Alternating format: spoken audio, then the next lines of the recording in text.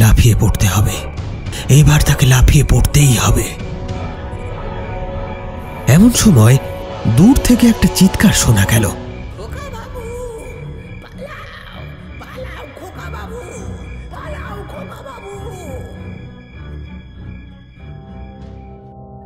নমস্কার, আমি অয়ন।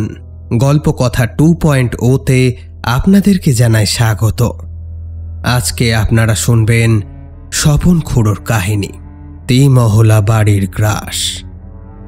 যে সমস্ত শ্রোতা বন্ধুরা আমাদেরকে শোনেন অথচ লাইক, শেয়ার, সাবস্ক্রাইব করতে ভুলে যান, তাদের জন্য অনুরোধ, গল্প কেমন লাগছে সেটি তো কমেন্ট সেকশনে জানাবেনই, সেই সাথে ভালো লাগলে লাইক, শেয়ার, সাবস্ক্রাইব করতে কিন্তু ভুলবেন না। চলুন তবে কথা না বাড়িয়ে শুরু করা যাক আজকের গল্প। আপনারা শুনবেন ত্রিমহলা বাড়ির গ্রাস।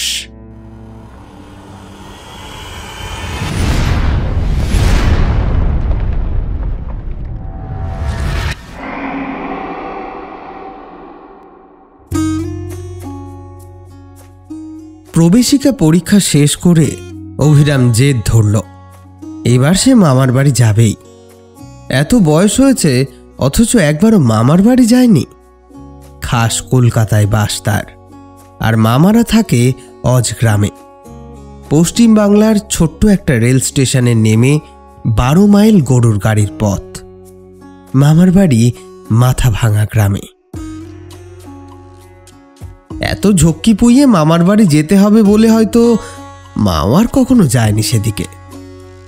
অথচ শুনেছে এককালে মামারা নাকি জমিদার ছিল। এখন অবশ্য তার কিছুই নেই, শুধু পুরনো দিনের ওই মস্ত বাড়িটা ছাড়া। তো এবার অভিরামের বায়নার কাছে বাবা মার কোনো আপত্তি আর ধোপে টিকল না।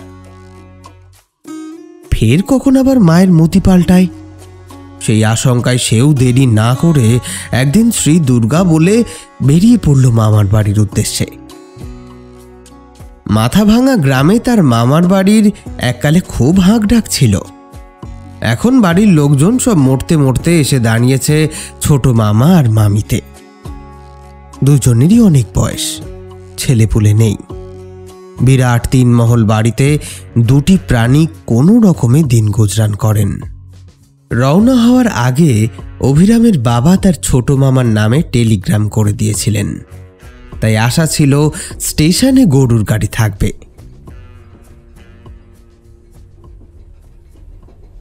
ছোট লাইন, ছোট গাড়ি, সেদিন ভিড়ও বেশি ছিল না। কয়েকটা বুড়ো গোছের লোক পোটলা পুটলি নিয়ে কাছাকাছি স্টেশনগুলিতে নেমে গেলে বাকি রইলেন কেবল একটি ভদ্রলোক।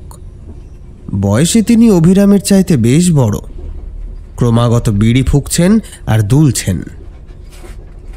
গাড়িতে একমাত্র অভিরামকে দেখে আলাপ জমিয়ে নিলেন তিনি। এই যে খোকা বাবু, কোথায় চলেছো তুমি?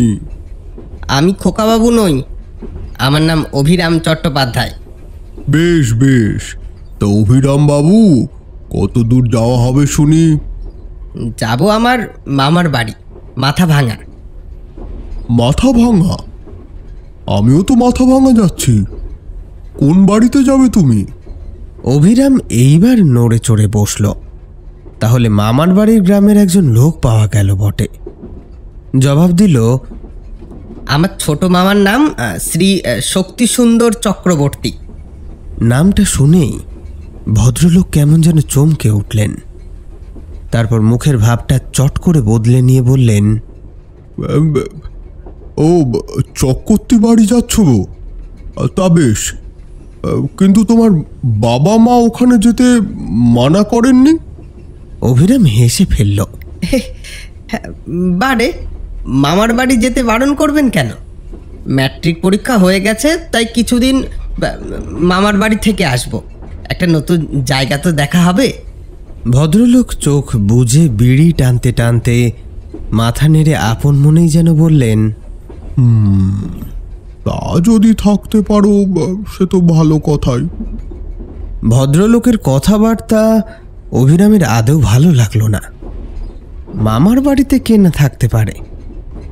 ওর বন্ধু বান্ধবদের কাছে কত তাদের মামার বাড়ির গল্প শুনেছে, সেখানে কত আদর যত্ন, কত মজা।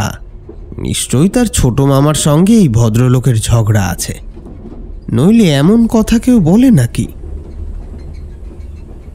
ট্রেন চলতে চলতেই এক পশলা বৃষ্টি হয়ে গেল। ভদ্রলোক বললেন, না, এ ভোগালো দেখছি। সারা রাস্তার কাদা ভেঙে এখন বাড়ি যেতে হবে। অভিরাম বলল, আমার জন্য গরুর গাড়ি আসবে মামার বাড়ি থেকে, আপনি তাতে যেতে পারেন। এই সংবাদে ভদ্রলোক ভারী খুশি হয়ে উঠলেন। বললেন, বাবা খোকা বাবু, তাহলে তো খুব ভালোই হয়। অভিরাম মনে মনে হাসল। এবার নিশ্চয়ই লোকটা আর তার মামার বাড়ির নিন্দে করবে না।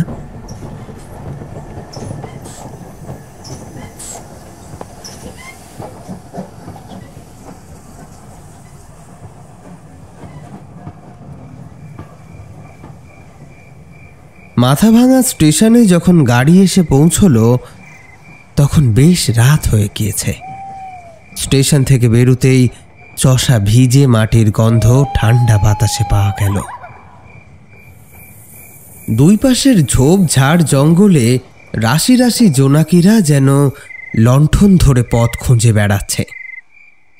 কিন্তু মামার বাড়ির গরুর গাড়ি কোথায়? ভদ্রলোক অবশ্য হাঁক ডাক শুরু করে দিলেন। কে রে, কে কোথায় আছিস? গরুর গাড়ি নিয়ে এসেছিস নাকি কেউ? এমন সময় দেখা গেল অন্ধকারে খুলে রাখা একখানি গরুর গাড়ির ভেতর থেকে একজন চাষি গোছের লোক বেরিয়ে এলো। লোকটার বয়স ঠাহর করা শক্ত, চোখের ভুরুগুলি কুঁচকে গিয়েছে, মাথার সব চুল পাকা। ট্রেনের ভদ্রলোক তাকে দেখতে পেয়ে বললেন, ও, এই যে তুফান, তা তুমি গাড়ি নিয়ে এসেছো বুঝি? তুফান বলে যাকে সম্বোধন করা হলো সেই লোকটি কিন্তু কোনো জবাব দিল না। গাড়ির ভেতরে মুখ গুঁজে একটা ডিবে জ্বালিয়ে গাড়ির তলায় ঝুলিয়ে দিল। তারপর আপন মনেই বলল, বৃষ্টি হয়েছে মনে হচ্ছে, কখন যে ঘুমিয়ে পড়েছে টেরই পায়নি সব। এবার অভিরামের কাছে এসে শুধল, এই বুঝি আমাদের দিদিমণির ছেলে? বাহ বাহ বাহ, রাজপুত্রের মতো দেখতে হয়েছে। বেঁচে পড়তে থাকো বাবা, বেঁচে পড়তে থাকো। এইটুকু বলে হঠাৎ অন্যদিকে মুখ ফিরিয়ে নিজেকে যেন জিজ্ঞেস করল, বাতারে বেড়াতে আসা কেন? দুনিয়ায় কি আর জায়গা ছিল না? অভিরামের ভারী মজা লাগে এই পাড়া গাঁয়ে লোকেদের কথা শুনে। ওদের না হয় গ্রাম ভালো লাগে না, কিন্তু শহরে যারা চিরকাল থাকে গ্রাম তাদের পক্ষে নিশ্চয়ই নতুন জায়গা। তাছাড়া মামা বাড়ি বেড়াতে আসতে কে না চায়? অভিরামের মনে একটা প্রশ্ন জাগল, তবে কি ছোট মামা ভারী কৃপণ? নইলে সকলের মুখে এই একই রকম কথা কেন? আচ্ছা, দেখাই যাক না কৃপণতার নমুনাটা। হে, ফিরে গিয়ে তাহলে মাকে তো খুব করে খেপানো যাবে। গাড়ি চলছে তখন, তুফানও সামনে বকবক করে চলেছে। সেকালের মামার বাড়ির গল্প। 3 মহলা বাড়ি, লোকজনে গম গম করত এক সময়। 12 মাসে 13 পার্বণ। দোল উৎসবের ঘটা হতো কত। হিন্দু মুসলমান প্রজারা সব একসঙ্গে প্রসাদ পেত। চকর্তি বাড়িতে নিত্য নতুন যাত্রা, পাঁচালি, কীর্তন, খেমটা, বাইনাচ এসব লেগেই থাকত। 10টা গ্রামের লোক হুমড়ি খেয়ে পড়তো এই বাড়িতে। এই 3 মহলা বাড়ির সঙ্গে পুকুরই ছিল 5টা, বাইরে 3টে আর অন্দরে 2টো। আত্মীয় স্বজন, অতিথি, ফকির কারো কামাই ছিল না। তুফান এই বাড়িতে ঢুকেছিল 14 বছর বয়সে, লাঠিয়াল হিসেবে। আজও সে চক্রবর্তী বাড়ির মায়া কাটাতে পারেনি। গরুর গাড়ি চালায় এখন, ধানি জমি থেকে ধান বয়ে নিয়ে আসে, পুকুরগুলোর মাছ বিক্রি করার ব্যবস্থা করে। এভাবেই একরকমে দিন চলে যাচ্ছে। অভিরামের মাকে সে কোল কাঁখে করে মানুষ করেছে, তারও 3 কুলে কেউ নেই।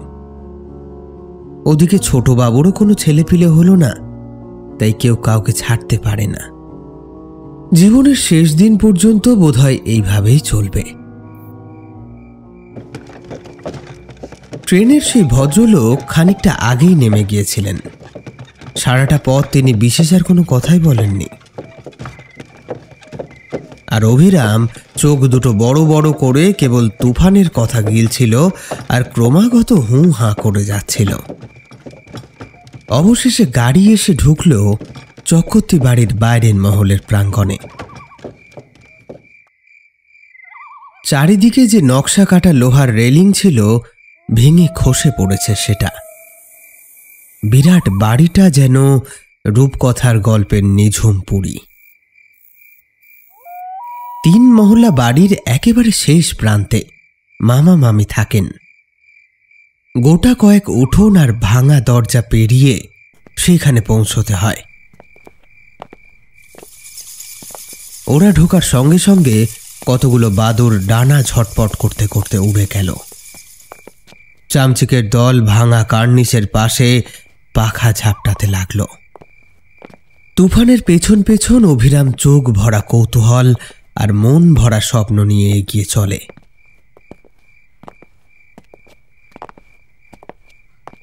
এই তবে তার মামার বাড়ি। একদিন এখানে হাজার হাজার ঝাড়লণ্ঠন জ্বলে উঠত। যাত্রা গানে, পাঁচালি পদে, কীর্তনের করতালে মুখরিত হয়ে উঠত। আর আজ সেসব শুধু যেন ধ্বংসস্তূপ। ছোট মামা আর ছোট মামি তার অপেক্ষায় লণ্ঠন জ্বালিয়ে বসেছিলেন। না হলে এ বাড়িতে সন্ধ্যের পর কেউ নাকি জেগে থাকে না। বেলাবেলি খাওয়া দাওয়ার পালা চুকিয়ে আলো নিভিয়ে শুয়ে পড়ে। ভোর হবার আগে কেউ ওঠে না। মামা মামিকে প্রথম দেখাতেই প্রায় চমকে উঠল অভিরাম। মানুষের এমন চেহারাও হয়? বাড়ির মতো ওরাও যেন কোনো নিঝুম পুরীর প্রাণী। এইমাত্রই যেন দুজনের দেহে প্রাণ ফিরে এসেছে। সাদা ফ্যাকাশে দেহ, রক্ত আছে বলে তো মনে হয় না। এমন দেহ কফিন বা মরার খাটেই দেখা যায়। অভিরাম এই প্রথম মামার বাড়ি এলো, অথচ তেমন উচ্ছ্বাস কারোর মধ্যেই নেই। ওদের যেন কথা বলতেও কষ্ট হচ্ছে। কথার চাইতে চোখের ইশারাতেই ওনারা বেশি কাজ সারছিলেন। অভিরাম তখন খুব ক্লান্ত। এসব এত তলিয়ে ভাবতে আর তার ইচ্ছে করল না। তাছাড়া বেশি কথা বলবার ইচ্ছে যে তার ছিল তেমনটাও নয়। তাড়াতাড়ি কিছু খেয়ে শুয়ে পড়তে পারলেই বাঁচে। হাত মুখ ধুয়ে আসতেই ছোট মামি নিঃশব্দে খাবারের জন্য আসন পেতে দিলেন। প্রচুর খাবারের আয়োজন। ক্ষেতের ধানের সরু চালের ভাত, পুকুরের মাছ, মাছের মুড়ো, ছানার ডালনা, গোয়ালের গরুর দুধের সুন্দর পায়েস, ঘরে পাতা দই সন্দেশ, সবই মামা মামির নিজের হাতে তৈরি। এসব খেতে খেতে অভিরাম ভাবতে লাগল, এমন সব টাটকা খাবার খেয়েও মামা মামির চেহারা রক্তশূন্য কেন? এ বাড়িটায় কি তবে গল্পে পড়া রক্তচোষা বাদুড় আছে নাকি, যারা দেহের সব রক্ত শুষে নেয়? নিঝুম থমথমে বিরাট মহলা বাড়ি। অভিরাম মনে মনে ঠিক করে নিল, মামা মামি যদি কিছু না বলেন তবে তুফানের কাছ থেকেই এই বাড়ির সমস্ত গল্প ফের শুনবে সে। খাওয়া হতেই ছোট মামা মামিকে বলেন, অভিরামের বিছানা আমাদের ঘরেই করে দাও। অনেক রাত হয়েছে, আর জেগে থাকা ঠিক নয়। এই কথা শুনে অভিরাম মাথা নেড়ে আপত্তি জানিয়ে বলল, না না, এক ঘরে 3 জন থাকবো না। কি দরকার? ওই তো দোতলার ঘরগুলো তো সব খালিই পড়ে আছে, তারই একটাতে আমি বিছানা পেতে নেব না হয়। খোলা হাওয়া না হলে আমার আবার ঘুম আসে না। ছোট মামা আর ছোট মামি এমনভাবে পরস্পরের মুখের দিকে চাইলেন যেন এই রকম অদ্ভুত কথা তারা আগে কখনো শোনেননি। ছোট মামা আবারও মৃদু আপত্তি তুললেন, কিন্তু অভিরাম তো কোনো কথাই শুনবে না। অগত্যা তার প্রস্তাবই বহাল থাকল। খিদে মুখে প্রচুর খেয়ে ফেলেছে সে। এখন খোলা হাওয়ায় হাত পা ছড়িয়ে গা গড়িয়ে দিতে পারলেই বাঁচে। মামা মামির আপত্তি বিশেষ কানে না তুলে দোতলার একটা দক্ষিণ খোলা ঘরে শোয়ার ব্যবস্থা করে নিল অভিরাম। নিচ থেকে এক একবার দমকা হাওয়ায় রজনীগন্ধার মিষ্টি গন্ধ ভেসে আসছিল। জানলার তলাতেই বোধহয় ফুলের বাগান। অন্ধকারে কিছু চোখে পড়ে না, শুধু মাথার ওপরকার আকাশে অসংখ্য তারা ঝিকমিক করতে দেখা যায়। কালপুরুষ একদিকে ঢলে পড়েছে। রাত্রি গভীর। রজনীগন্ধার গন্ধ মাখা মিষ্টি হাওয়া মায়ের ঘুম পাড়ানি কানের মতো। অতি সহজেই অভিরামের চোখে ঘুম চলে এলো।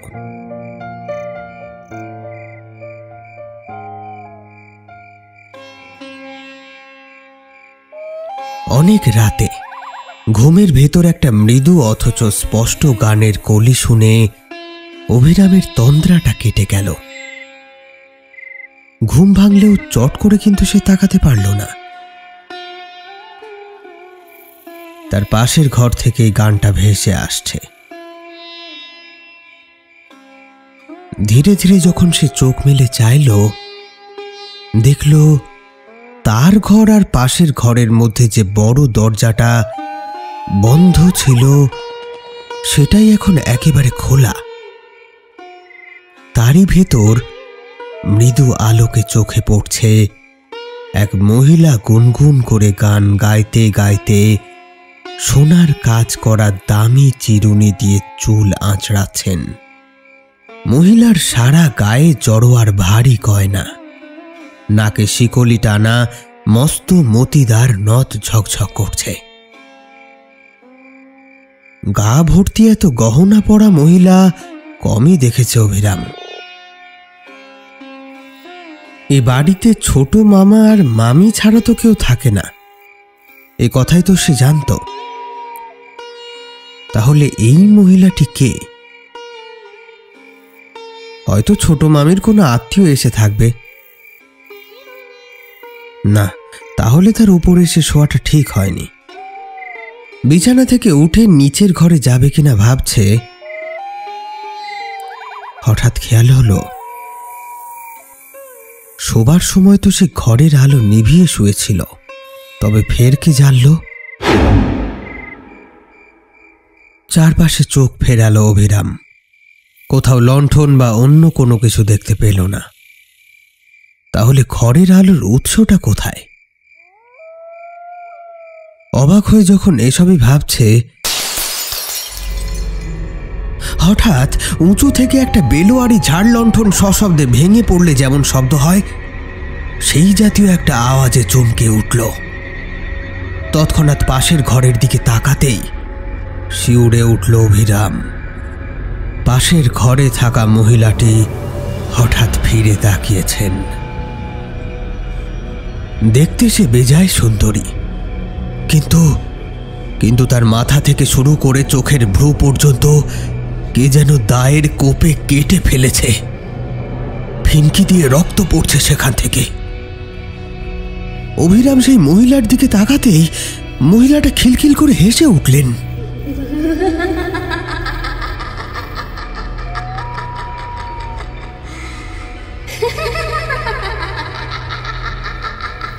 সেই হাসি শুনে অভিরামের মনে হলো বরফের মতো ঠান্ডা জলে সে যেন তলিয়ে যাচ্ছে। নিঃশ্বাস নেবার ক্ষমতা পর্যন্ত তার আর থাকছে না।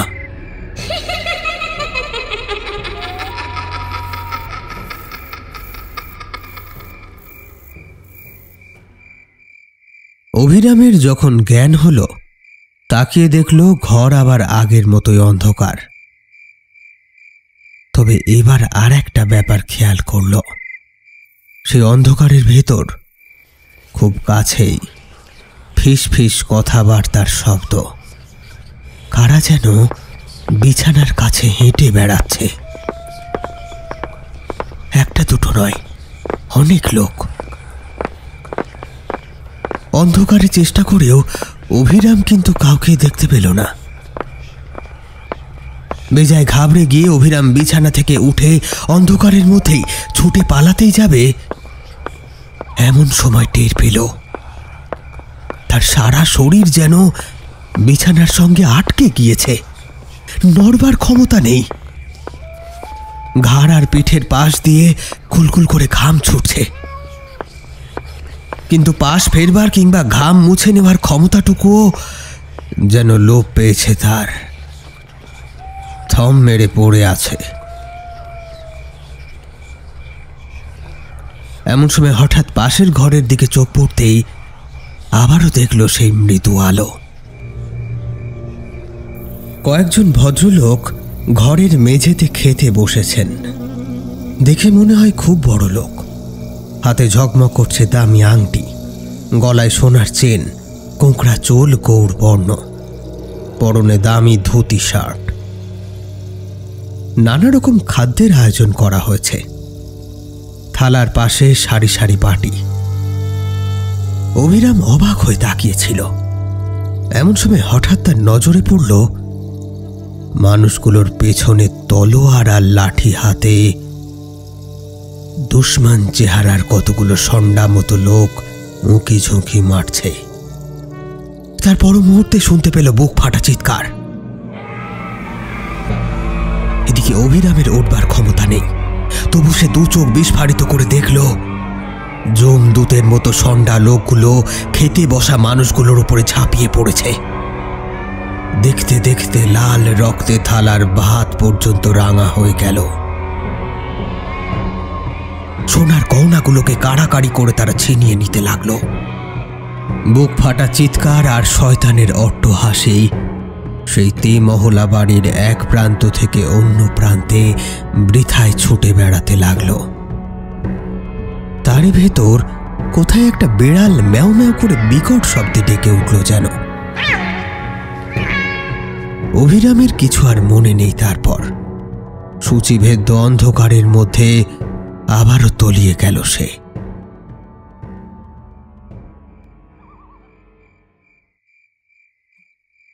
কার যেন একটা গরম দীর্ঘশ্বাস কানের পাশ দিয়ে ঘাড়ে এসে লাগতেই ফের সার ফেরে অভিরামের।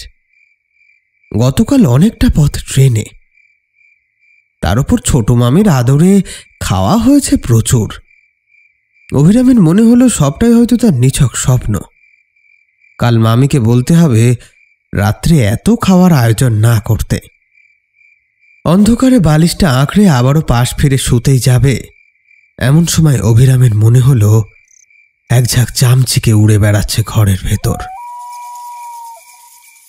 অন্ধকারে শোনা যাচ্ছে তাদের ডানা ঝাপটানোর শব্দ।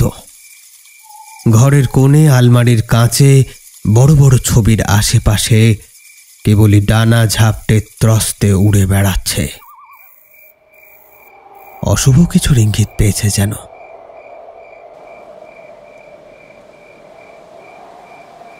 জানলার পাশেই কি গাছের একটা মরা ডাল যেন হাওয়ায় দুলে উঠল ওই সময়।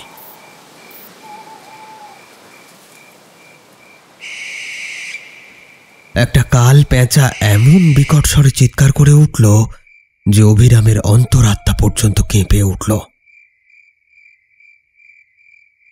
এই জন্যই কি তবে মামা মামি ওপরের ঘরে শুতে মানা করছিলেন? উঠে যে নিচে ছোট মামাদের ঘরে চলে যাবে সেই উপায়ও নেই, কারণ কে যেন তার দেহে স্ক্রু এঁটে দিয়েছে। গোটা শরীরটা খাটের সাথে লেপ্টে আছে, একেবারে নড়বার শক্তি নেই।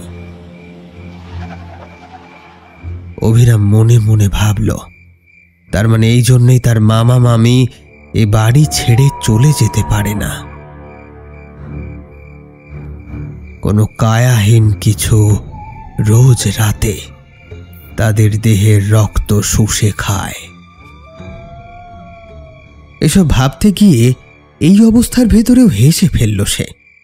আজকের যুগের ছেলে সে। এসব আজগুবি ভুতুরে ব্যাপার সে কিছুতেই বিশ্বাস করতে পারবে না। না, আগামীকাল সকালবেলা স্নান সেরে ভালো করে মাথা ঠান্ডা করতে হবে। এসব ভেবে মনকে একটু শান্ত করে আবারও পাশ ফিরে শোয় অভিরাম। কিন্তু তার ঘাড়ের উপর সেই গরম নিঃশ্বাসটা অনুভূত হয়। মনের ভুল অবশ্যই, তবুও চোখ মেলে তাকিয়েছে সে। তৎক্ষণাৎ কেঁপে উঠল তার গোটা শরীর। আপাতমস্তক সাদা থান পরা এক মহিলা তার শিয়রে স্থির হয়ে বসে আছে। আরে, একটু আগেও তো সে ছিল না। অভিরাম বিমূঢ় হয়ে তাকিয়ে আছে তার দিকে। মহিলা এবার নিঃশব্দে উঠে দাঁড়ালেন, হাতছানি দিয়ে ডাকলেন ওকে।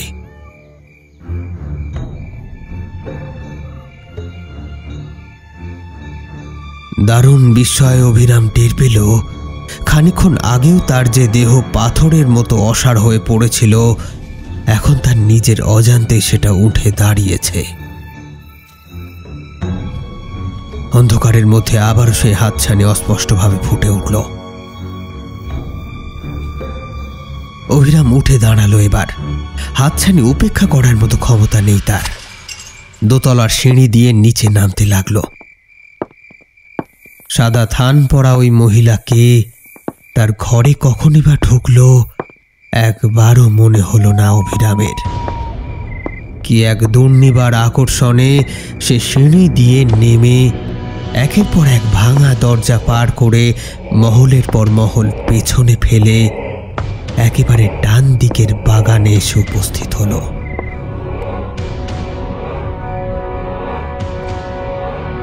খানিক দূরে সেই সাদা থান পরা মহিলা ফের হাতছানি দিয়ে ডাকছে, তার দিকে যেতে বলছে যেন। অভিরাম সেই নির্দেশ পালন করল। মহিলা আবারও এগিয়ে চলল। বাগানের প্রান্তে জীর্ণ এক কুয়ো। মহিলাটা সেদিকেই চলেছে। অভিরামও চলেছে তার পিছু পিছু। কুয়োর একেবারে কাছাকাছি গিয়ে মহিলা হঠাৎ লাফিয়ে পড়ল সেই কুয়োর ভেতর।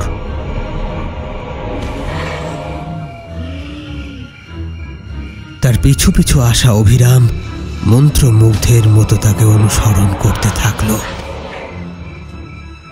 কুয়োর মুখের অনেকটা একটা আশ শেওড়া গাছের ঝাঁকড়া ডালপালায় ঢাকা।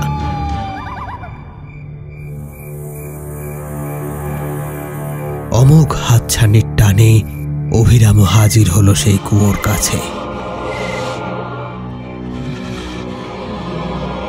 কুয়োর মধ্যে ঝাঁপিয়ে পড়তে হবে তাকে। মনে হচ্ছে ওই কুয়োয় ডুব দিলে তবেই তার দেহ শীতল হবে। ভাঙা কুয়োর পাড়ে এসে দাঁড়িয়েছে অভিরাম। এত অন্ধকার, তবুও কুয়োর ভেতর থেকে সেই মহিলার হাতছানিটা যেন চোখে পড়ছে তার। লাফিয়ে পড়তে হবে, এইবার তাকে লাফিয়ে পড়তেই হবে। এমন সময় দূর থেকে একটা চিৎকার শোনা গেল।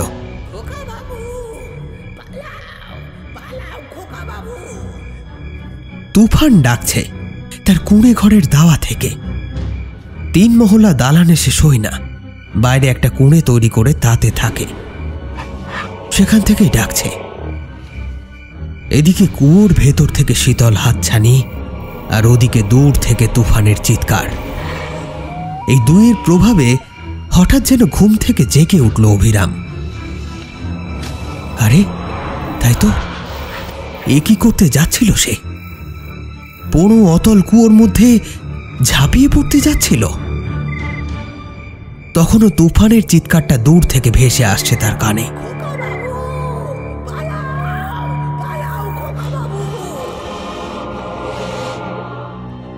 আর এক মুহূর্তও সেখানে না দাঁড়িয়ে অভিরাম তার মামার বাড়ি ছেড়ে পাগলের মতো রাস্তার দিকে ছুটতে লাগলো। শুনতে পেল পেছন পেছনে একটা অট্টহাসি কেবলই ব্যঙ্গ করে অনুসরণ করছে তাকে।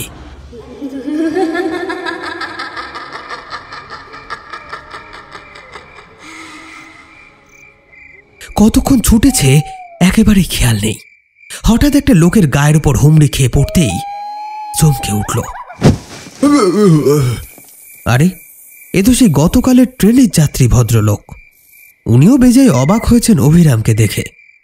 আরে, এ কি অভিরাম বাবু যে? সকালবেলা কোথায় ছুটছো পাগলের মতো? মামা বাড়ি ছেড়ে পালাচ্ছ নাকি? অভিরাম তার প্রশ্নের জবাব দিতে পারল না, শুধু তার মুখের দিকে তাকিয়ে রইল। ভদ্রলোক এবার তার হাত ধরে বললেন, তোমার রাতের ঘোর এখনো কাটেনি দেখছি। চলো, আমার সঙ্গে চলো। সকালে ট্রেন ধরতে আমিও স্টেশনের দিকেই যাচ্ছি। অভিরামের ষাঁড় ফিরেছে যেন এতক্ষণে। কোনো রকমে সে বলল, হ্যাঁ হ্যাঁ, আমি ফিরে যাব, আমায় নিয়ে চলুন। ভদ্রলোক এবার চলতে চলতে বললেন, তোমার ভাগ্য ভালো, তাই ওই তেমহলা বাড়ির গ্রাস থেকে ফিরে এসেছো। অভিরাম অবাক হয়ে ভদ্রলোকের মুখের দিকে তাকিয়ে রইল শুধু। অভিরামকে এত বিস্মিত হতে দেখে ভদ্রলোক এবার বললেন, ও, তুমি তার মানে কিছুই জানো না। আচ্ছা শোনো তাহলে, তোমার দাদা মশাইয়ের বাবা একজন নামকরা জমিদার ছিলেন। সেকালে ডাকাতি করেই ওনারা বিস্তর জমিদারি ভোগ করতেন। একবার তোমার দাদা মশাইয়ের বাবা ঝড় জলের রাত্রিরে এক ধনী পরিবারকে আশ্রয় দেন। তারা পুজোর ছুটিতে নিজেদের দেশে ফিরে যাচ্ছিলেন। খুব ধুমধাম করে পুজো করবেন বলে সঙ্গে নিয়ে যাচ্ছিলেন বহু টাকা, মেয়ে বউদের গা ভর্তি গহনা, আরো নানান জিনিস। চক্রবর্তীদের বিরাট বড় জমিদার বাড়ির দোতলায় তাদের থাকবার ব্যবস্থা হলো। খাওয়া দাওয়ার প্রচুর এলাহি আয়োজন করা হলো। কিন্তু যখন তারা খেতে বসলেন, জমিদারের ঠগীর দল সবাইকে আক্রমণ করে পশুর মতো হত্যা করল। চক্রবর্তীদের ঠগীরা তাদের টাকা আর গয়নাগাটি ছিনিয়ে নিয়ে মৃতদেহগুলিকে রাতারাতি বাগানে পুঁতে ফেলল।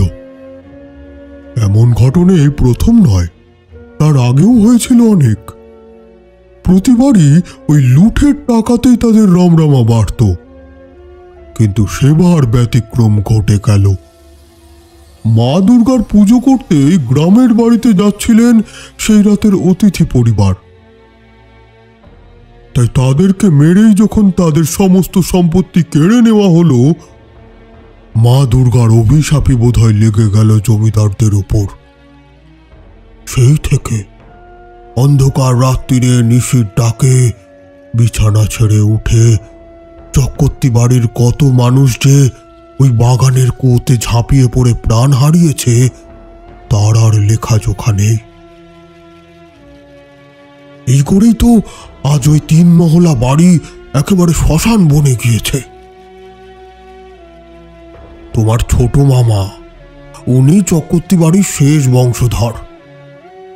ওনারও কোনো ছেলেপুলে হয়নি। অভিরাম রুদ্ধ নিঃশ্বাসে এই গল্প শুনছিল। ভদ্রলোক এবার থামতে সে বলল, আচ্ছা, ওপরতলায় এমন বিপদ, অথচ মামা মামি কেউ সে কথা খুলে বললেন না কেন? আমার মনে হয় ওই ভয়ানক ভুতুড়ে বাড়িতে বাস করে ওনারাও সম্ভবত সেই অর্থে তেমন সুস্থ নেই। রাত নামলে কেউ কোনো কথা বলে না, বেরোয়ও না ঘর থেকে। কেবল ওই ভূতের বাড়ি আগলে পড়ে থাকেন। যাবতীয় কাজের জন্য তুফান রয়েছে বটে, তবে সে কিন্তু রাতে ওই বাড়ির ভেতর পর্যন্তও মারায় না। বাইরে ছোট একটা কাঁচা ঘর বানিয়েছে, সেখানেই থাকে সে। থামলেন ভদ্রলোক। ইতিমধ্যে স্টেশনের পথে অনেক দূর চলে এসেছে ওরা। পূব আকাশে দিগন্তের কাছে সূর্য সবে উঁকি দিচ্ছে। রাতের অন্ধকার বিদায় নিয়েছে। ভদ্রলোকের সঙ্গে পথ চলতে চলতে অভিরাম ফেলে আসা পথের পানে একবার চাইল। এই শেষ, মামার বাড়িতে সে আর কখনো আসবে না। আপনারা শুনছিলেন স্বপন খুড়োর কাহিনী তেমহলা বাড়ির গ্রাস। গল্পটি কেমন লাগলো কমেন্ট সেকশনে জানাতে কিন্তু ভুলবেন না। যে সমস্ত শ্রোতা বন্ধুরা এখনও আমাদেরকে সাবস্ক্রাইব করেননি, তারা দয়া করে সাবস্ক্রাইব করে আমাদের পাশে থাকবেন। আজ এই পর্যন্তই। খুব শীঘ্রই হাজির হব আবারও কোনো হাড় হিম করা গল্প নিয়ে। ততক্ষণ সুস্থ থাকুন, শুনতে থাকুন গল্প কথা।